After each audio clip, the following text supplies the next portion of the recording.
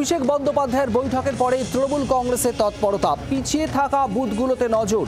জেলা সংগঠনের সমস্ত স্তরে নজর দেওয়া হচ্ছে, বিশেষ কর্মসূচিতে জোর দেওয়া হচ্ছে এবং বাড়ি বাড়ি গিয়ে প্রচার করবে তৃণমূল নেতারা। স্থানীয় স্তরে এভাবেই এগোচ্ছেন তৃণমূল নেতৃত্ব।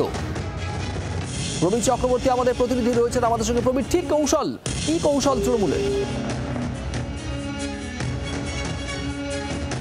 কথা বলবো প্রবীরের সঙ্গে, তার আগে আপনাদের জানাবো অভিষেক বন্দ্যোপাধ্যায়ের সঙ্গে বৈঠকের পরেই এবার তৃণমূল কংগ্রেসের জেলা সংগঠনের সমস্ত স্তরে তৎপরতা, পিছিয়ে থাকা বুথগুলিতে হাত ফেরাতে নজর দিচ্ছে তৃণমূল কংগ্রেস।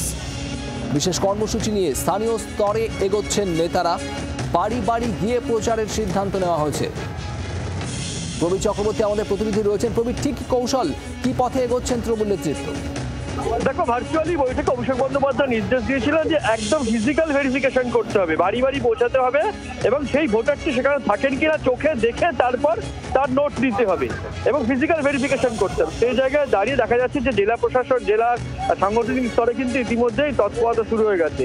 সমস্ত জেলা সংগঠনের বৈঠক চলছে, সমস্ত জেলার সাংগঠনিক বৈঠক, সেই বৈঠক থেকে নির্দেশ দেওয়া হচ্ছে একদম বুথ লেভেল পর্যন্ত এবং সেখান থেকে বাড়ি বাড়ি যাওয়ার প্রস্তুতি ইতিমধ্যেই অনেক জায়গায় শুরু হয়ে গেছে। পাশাপাশি তারা যে সার্ভে করার কথা বলেছিল সেই সার্ভের জন্য জেলা নেতৃত্ব, বুথ লেভেলে যারা আছেন তারা ইতিমধ্যে রাজ্য নেতৃত্বের সঙ্গে, বিশেষ করে সুব্রত বক্সির সঙ্গে যোগাযোগ করা শুরু করে দিয়েছেন। অর্থাৎ বুথে ভোটার ধরতে যে মেকানিজম তৈরি করে দিয়েছিলেন অভিষেক বন্দ্যোপাধ্যায়, সেই মেকানিজম ধরে কিন্তু জেলা জুড়ে তৎপরতা শুরু হয়ে গেছে বলেই জানা যাচ্ছে। বাংলার আওয়াজ, বাঙালির আবেগ, জি 24 ঘন্টা।